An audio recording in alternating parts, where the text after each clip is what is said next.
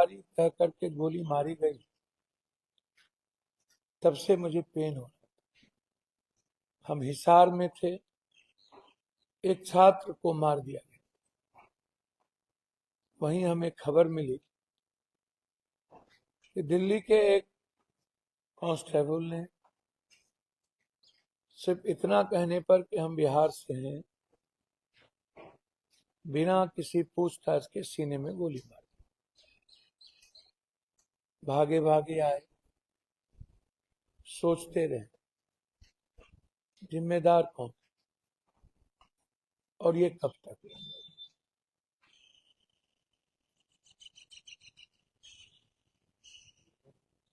फिर मैंने नई सरकार का कई कथा कहानी हम सुनते रहे। वैसे भी बोतल का लेवल बदल गया, शराब वही। डबल इंजन की सरकार और उसके पहले की सरकार 20 साल या 15 साल पहले 35 साल, और उसके ठीक 5 साल पहले 40 साल से हम बाहर हैं। बिहार की एक महिला पोछा लगाने से काम शुरू करती है, किचन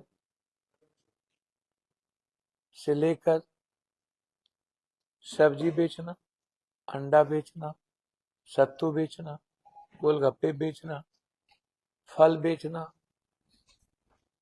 मजदूरी करना, खेतों में काम करना, बच्चों को पालना, पति को देखना, भाई का ख्याल रखना, पिता और माँ के जिम्मेदारी का एहसास करना।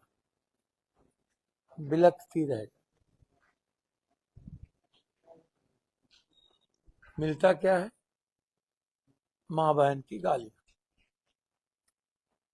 पूर्वांचल, यूपी, झारखंड, बंगाल, बिहार, और इस पूर्वांचल में सबसे ज्यादा बिहार।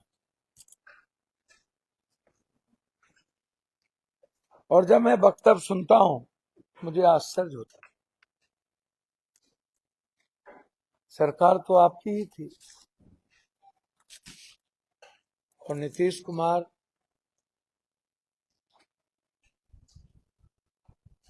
ने क्राइम 3C की बात तो सब दिन की, लेकिन हुआ क्या? आप उसी बात को दोहरा रहे।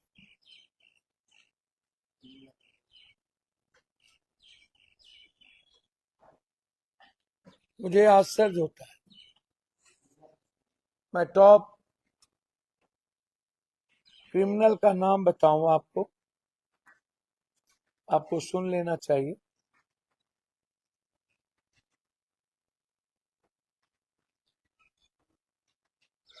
मैं दलगत बताऊं इस पर कितने केसेस हैं। बीजेपी के विधायकों पर और बीजेपी से जुड़े लोगों पर लगभग 42.7% केस, जिसमें यौन शोषण का भी है, जिसमें जमीन माफिया का भी, बालू माफिया का भी, शराब माफिया का भी। ये जो सबसे बड़ा माफियागिरी आपके शराब बंद होने के बाद, आपने कभी ये मूल्यांकन किया है शराब बंदी के बाद कितने लोग कितनी जमीन रजिस्ट्री कराए हैं? किसी का माँ, किसी का बाप, किसी का भाई, किसी की बहन, किसी के दामाद। क्या आपने परिवार और ननिहाल और ससुराल में जो लोग हैं, क्या आपको पता चला उन लोगों के पास कितने जमीन, कितने दौलत हुए? क्या आपके यू ने इसकी जानकारी ली? शराबबंदी के बाद लगभग अपराध के रेट भी बढ़े, माफियाओं का तंत्र भी बढ़ा। इसको कभी आपने देखा?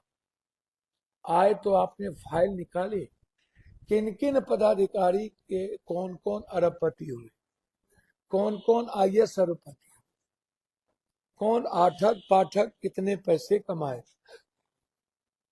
कौन मंत्री अरबपति हुए और उसका तरीका क्या?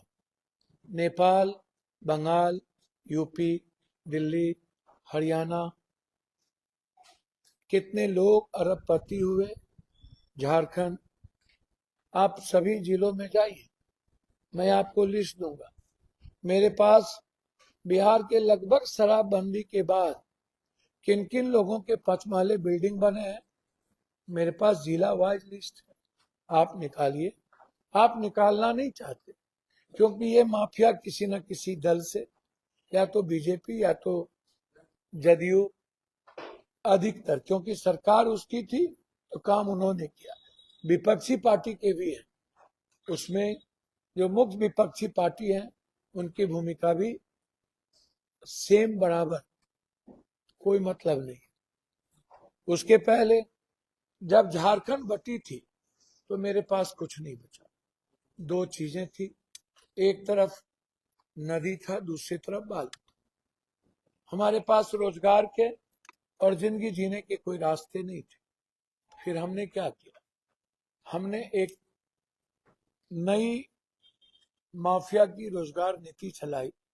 उसमें बालू भी था, खनन भी था, खनन तो कम, बालू और जमीन।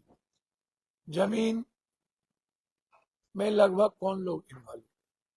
एडीएम, सीओ, डीसीएलआर, दलाल, नेता, थानेदार और फिर पूंजीपति। ये 5 आदमी के ताकत से फलने फूलने लगा बिहार की माफियागिरी, बिहार के जमीन की दादागिरी। कितने लोगों ने इस तरह के धंधे में करोड़पति बने हैं, किनके जमीन ले लिए, सरकारी जमीन कितनी रजिस्ट्री हो गई, पूरे बिहार की नदी पर कितने घर बन गए, कितने डॉक्टरों ने घर बना लिया, कितने व्यापारियों ने घर बना लिया, कितने होटल लग गए, कितने गैर मजरूबा जमीन को लोगों ने सीओ के से जबरदस्ती पैसा दे करके जमीन की रजिस्ट्री करा। आपने कभी देखा? मेरे पास उसके भी लिस्ट। मैं किसी को नहीं छोड़ू, आप भरोसा रखिए, सरकार किसी की हो, पप्पू यादव की कलम और जुबान से कोई नहीं बचे।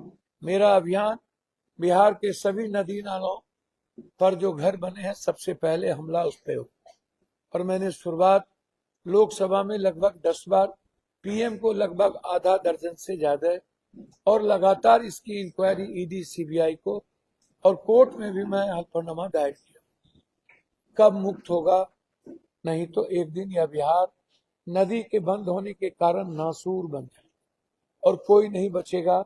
जब हम पानी को मुख्यधारा में नहीं लाएंगे, नदी नालों को हम नहीं जोड़ेंगे, हमारी नदियां नहीं बहेगी, हमारी शहरों की पानी नदियों में नहीं जाएगा, तो फिर पूरा का पूरा बाढ़ हमारी जिंदगी को तबाह कर देगा। तो इस माफियाओं का लिस्ट आपने नहीं बनाया, आपने बालू के माफियाओं का लिस्ट नहीं बनाया, आपने खाद माफियाओं का लिस्ट नहीं बनाया, आपने ड्रग्स माफियाओं का लिस्ट नहीं बनाया, आपने कॉरेक्स माफियाओं का लिस्ट नहीं बनाया कि आखिर ये ड्रग्स माफिया कौन लोग, कहां से इतना स्मैक, ड्रग्स, व्हाइटनर, सोल्यूशन और कॉरेक्स आता है, और 80% यूथ अपनी जिंदगी को तबाह कर चुका है। इस नया नशा टैबलेट, ये जो टैबलेट आ रहा है ये नए नशे के रूप में, ये टैबलेट कौन बेच रहा है?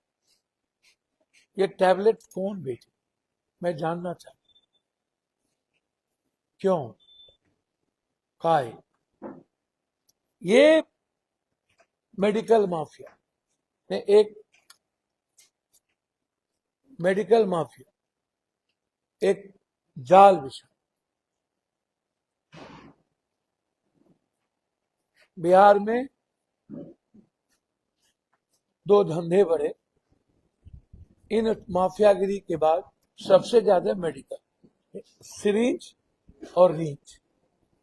सिरिंज, इन माफियागिरी को छोड़ दो तो सिरिंज और रींच, ये क्या है? ये भी मेरे पास